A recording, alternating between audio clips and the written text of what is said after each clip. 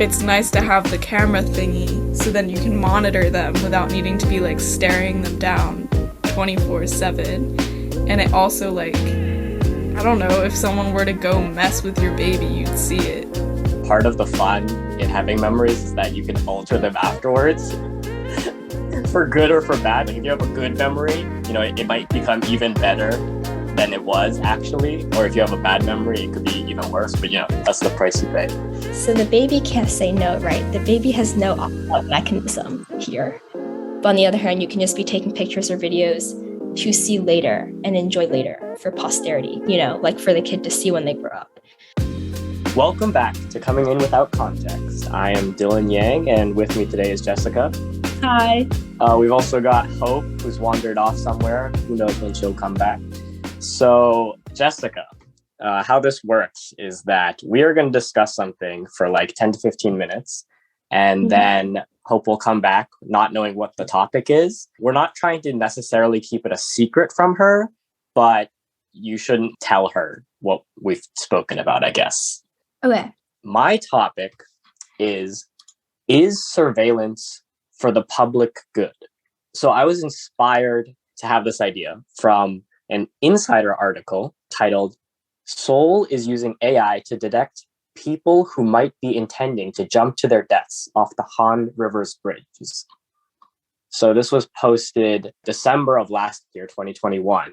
And basically what they're doing is that they have this AI which monitors all the cameras throughout the various bridges they have. They have like 18 bridges across the river. And whenever the AI detects a person who seems really hesitant or they're just wandering around the bridge kind of like aimlessly, it'll send out an alert to rescue teams who will try and stop that person because they suspect it might be like an attempted suicide, because these bridges are well known for suicide attempts. Mm-hmm. So normally there are 572 CCTV cameras, and a person would have to manually, watch all of these cameras. But with this AI, they're hoping that the response time to suicide attempts will be a lot faster. And this AI is in addition to other preventative measures, including, obviously like really high fences that block access to jumping off, and also pressure sensors. So if you grip the railing too hard, that'll also trigger an alarm for the security team to react. So that was my inspiration. I guess first off, what do you think about this story and about like how AI is being used in this situation? Yeah, I mean, I think I like the practice, obviously, of let's stop people from committing suicide. But I think it can get pretty tricky just with like, where do you draw the line, Yeah. There's this one application, obviously, which can be used for good. But then I think you also need to be really mindful of, once you are watching people, what else can you then watch for and then like survey for and then police? So I feel like it is sort of like a slippery slope as well. Yeah, absolutely. And so I guess like that's kind of the core behind why I wanted to ask this question, because, surveillance is definitely an increasing issue in modern society, because, there's just so many recording devices now everywhere in your home, in public, that you're not even necessarily consenting to being recorded. And so I guess that leads to my next question. So a lot of stores, right, like grocery stores, clothing stores, they have their own private security cameras, right? And obviously that's for if something happens, if there's a break-in or if there's just a dispute, they have evidence that can, protect the store. But for the patrons, when they're walking in, you never sign anything to consent to being recorded. So how does this work when you're also just going about your day in public? Like, do you automatically waive your rights to being recorded by anyone? In a way, I feel like you do. And this also goes like not even just you in public, but also your online internet activity, like social media accounts. I feel like part of having a social media account is like going to be accepting that you are being watched or being tracked, or like you are essentially the product, Mm-hmm. I feel like on the online case, I definitely see more of a yes. Just by having these things, you are like accepting that your videos or whatever you post will be online and that people can use that. But I think it's not as clear to me in person, but I feel like I guess the same is also true by proxy. Because it's like, what can you do to stop people, you know? Right. Well, that's probably the principal argument behind adding more surveillance, right? Like it's a preventative, but also, Like a necessary evil type situation. Yeah. Like the argument would be that, if crime is going to happen, we should record it so we have the evidence to either punish the individuals who committed it or just have the full story. Like another thought I had is that, before mass recording, Mhm. a lot of cases would just go off people's word, like it's just one person's word against another. And so then who can you trust? It ends up being like a circus almost a lot of the time in like Yeah. medieval courts if there was like accusations.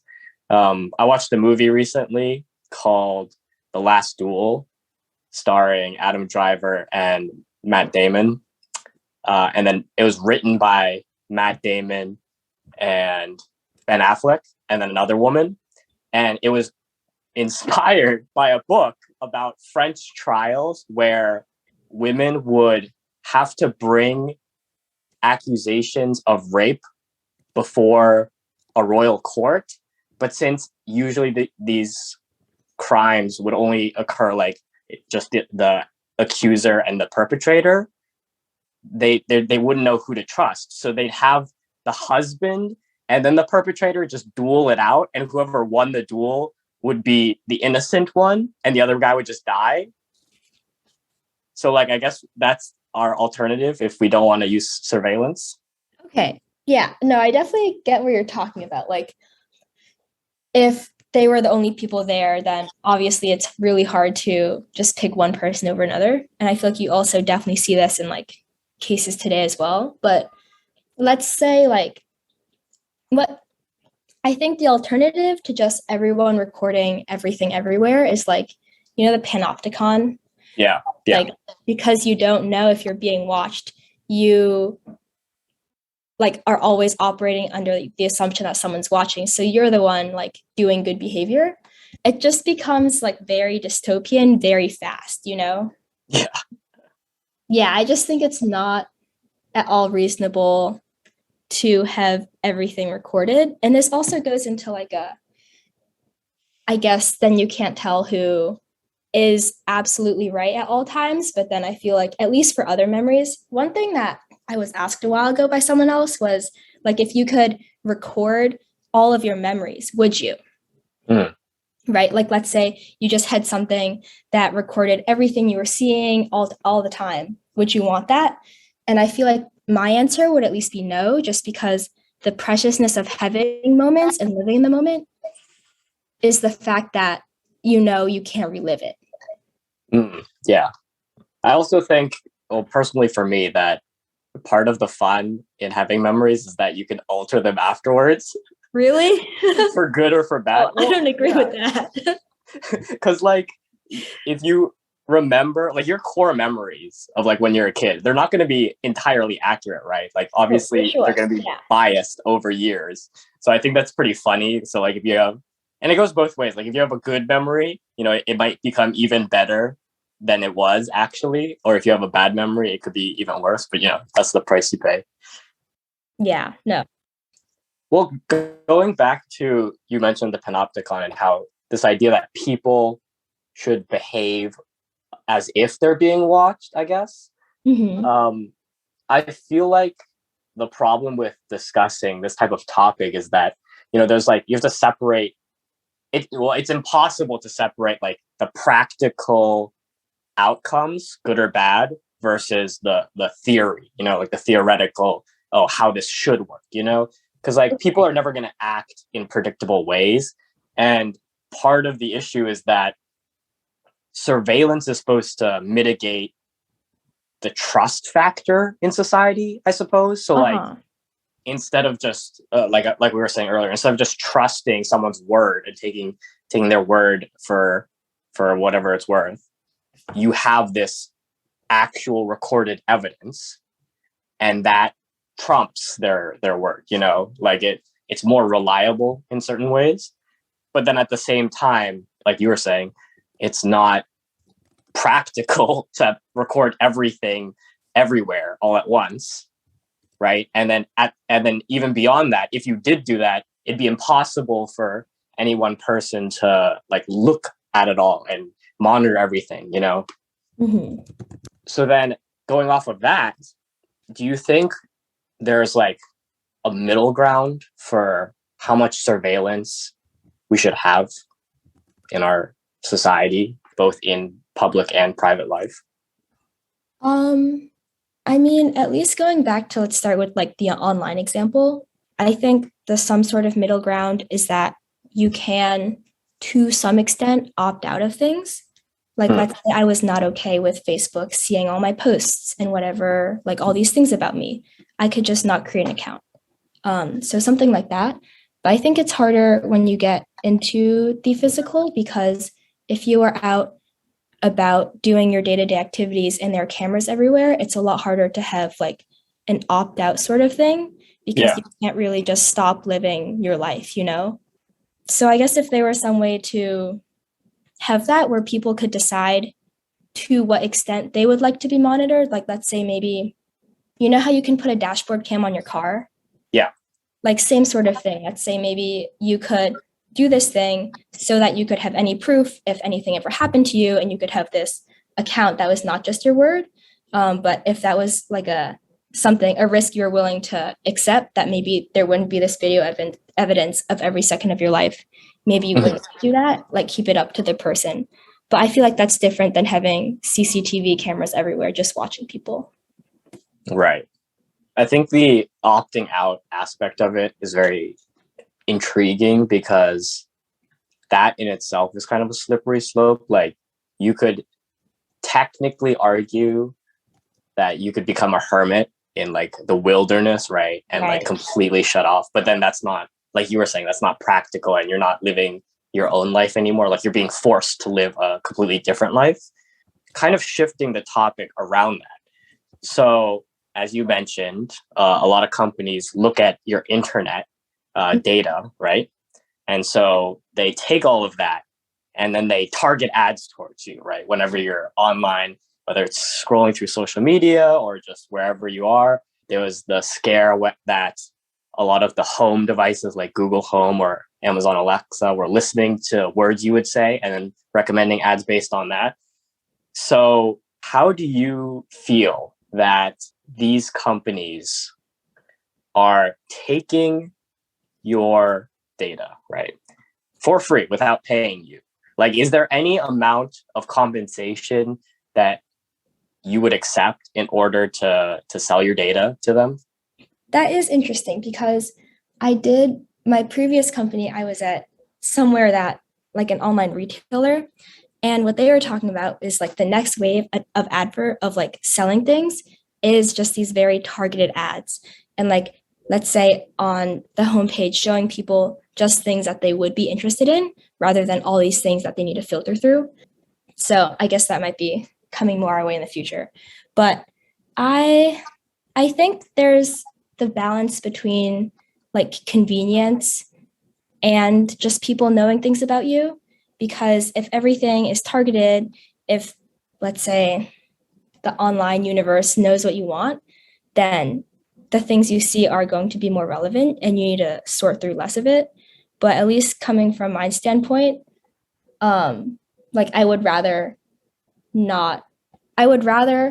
sort through all of it myself, and sort of find the things that I would like rather than have some algorithm decide that for me. But I mean, since that's already happening right now, like, I mean, compensation would be nice given that that is the current state of the world. Yeah, at least you can get paid for it. Yeah. Hope, would you sell your data? I would probably opt out if given the option to like either have my data be used and get paid, or not have it used and not get paid.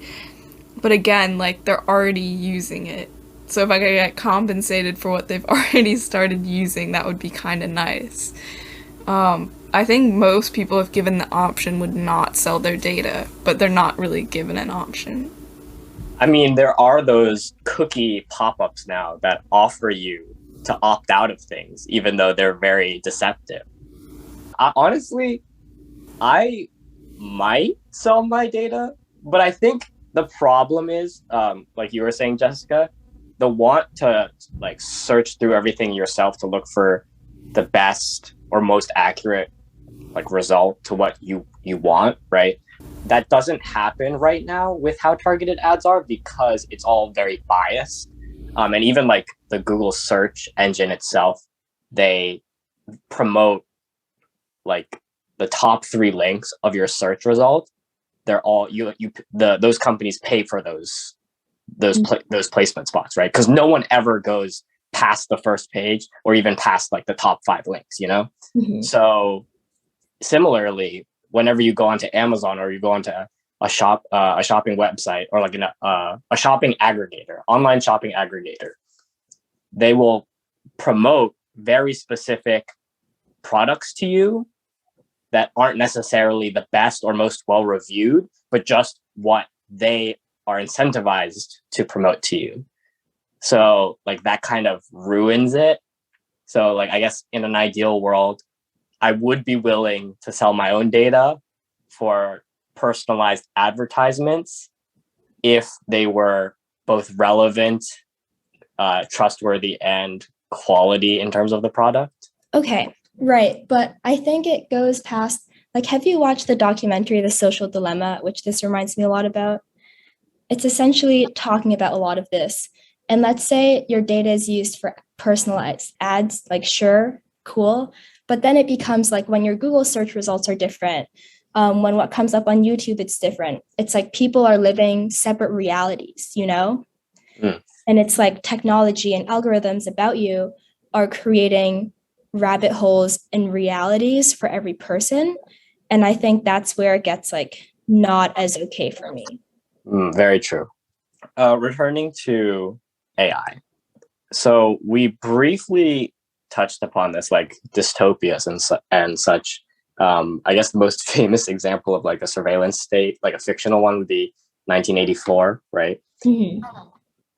But there are several movies and many other books that kind of cover similar issues. Do you think that in the future, AI, like the one used on the bridge, could be used to predict potential crimes before they happen, or like, I guess more beneficially, like health outbreaks, like use them for contact tracing, which I think they probably have been used in that way, like at least experimented, but you know, in the future it might be more prevalent. Do you feel like that could be a potential possibility? Yeah, I mean, I don't see why not, but I think just something to keep in mind is like, I guess one of the issues with predictive policing now is it's sort of, if you're giving AI and these algorithms skewed data, then they're going to give you skewed results. You know, it's not like this magic thing that will be able to correctly predict things if you are not careful about the information that you feed it. And so I think one of the current issues is like, obviously the places where there have been the most police, probably in like lower income, not as white neighborhoods, there are going to be more crimes reported there. And then as you send like more police, then there are like obviously more crimes reported there. And it's just sort of this vicious cycle, you know? So I think that's definitely something that you need to keep in mind. Like data and everything can be skewed, and that is only going to be baked into whatever algorithms are taking that data in. Yeah. Hope, do you want to add anything?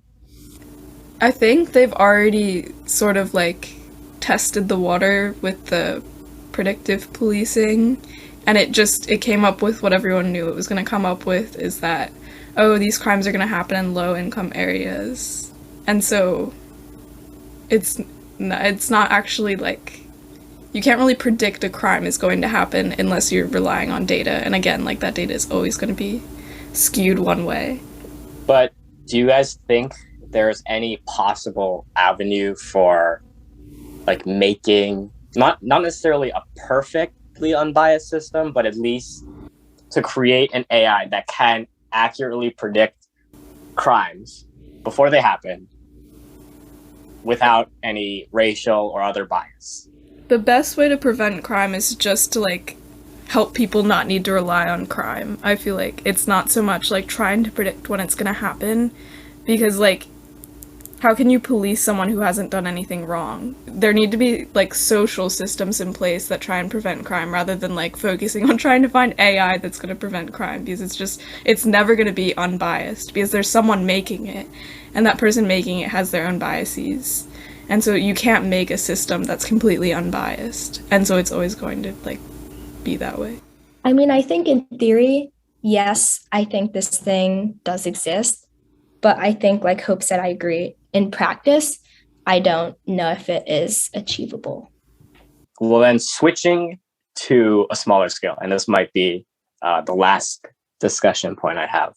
So imagine you're a parent, okay, and you have a baby. Do you use a baby camera? Yes. I mean, who doesn't these days? Could you guys explain like your thought process behind using this baby camera? You can't really be in the room with the baby 24/7. You probably wouldn't want to. So if they're sleeping and you want to like take a shower or even just like watch TV, it's nice to have the camera thingy so then you can monitor them without needing to be like staring them down 24/7. And it also like, I don't know, if someone were to go mess with your baby, you'd see it. I see where you're going with this, but from my point of view, so the baby can't say no, right? The baby has no opt-out mechanism here. Okay. And let's say families who vlog, right? Vlog their babies, great, put it online. But I think that the line comes once the kid can be like, no, I do not want to be in these, but the baby is not at that point yet. And here, I feel like we have a more objective, this is in the best interests of the baby, the parent knows best type situation that I don't feel like maybe applies to maybe other like camera situations. But I think in this one, it is just the parent trying to look out for the baby. I feel like you're walking a very dangerous line again.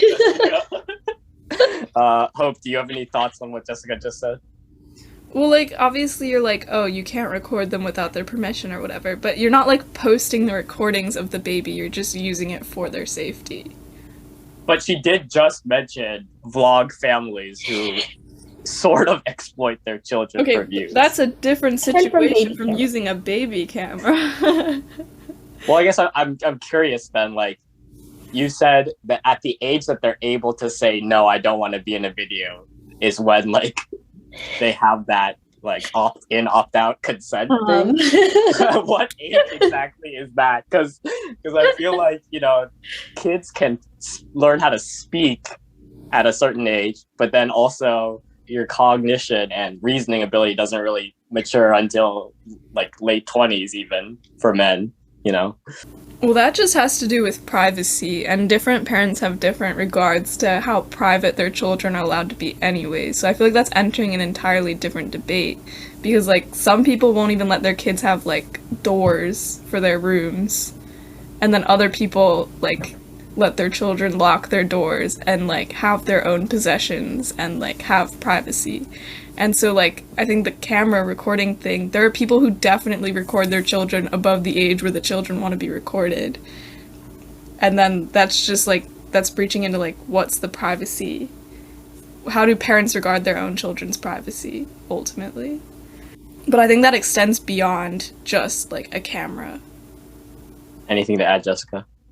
I also think it's like what you said, Dylan, that it depends on what these things are going to be used for, because on one hand you can record to post online for like your vlogging channel, but on the other hand you can just be taking pictures or videos to see later and enjoy later for posterity, like for the kid to see when they grow up. And I think you also need to take that into account too. I think we had some great ideas on the podcast today. So I'm going to end it with one very last question to you two. It's going to be a yes or no. So here's the context. I saw on social media, I think earlier today, maybe yesterday, it was a short video of a random guy taking professional photographs of random people in the streets. And the caption was, anyone can be a supermodel. And like, they were really nice pictures, but they were high quality. They weren't making silly faces or anything like that. But also, he was just taking pictures of random people without asking them first. I'm sure that he asked after taking the photos. But final question, would you be fine with a random stranger taking photos of you in public? Okay. I'm going to have a slight caveat. Yes, if they then came up and told me and asked me after, and if I was not okay, they would delete the pictures. Hope? Basically the same answer. Though I would prefer if they asked me first before they took the picture. Yeah, I thought it was a bit odd, a little bit, a little bit strange kind of getting in there, but the internet seemed to enjoy the concept. Well, anyway, that's all for this episode of Coming In Without Context. Hope, do you have any guesses to what the topic was? Was it about internet privacy? It did diverge into that, but my original topic was, is surveillance for the public good? Jessica, I think I picked a very solid guess for this topic, considering we went into AI quite a bit. All right, any last thoughts from either of you? You guys can just say no, a verbal response. No. All right. Well, thanks everyone for listening, and we'll see you next week.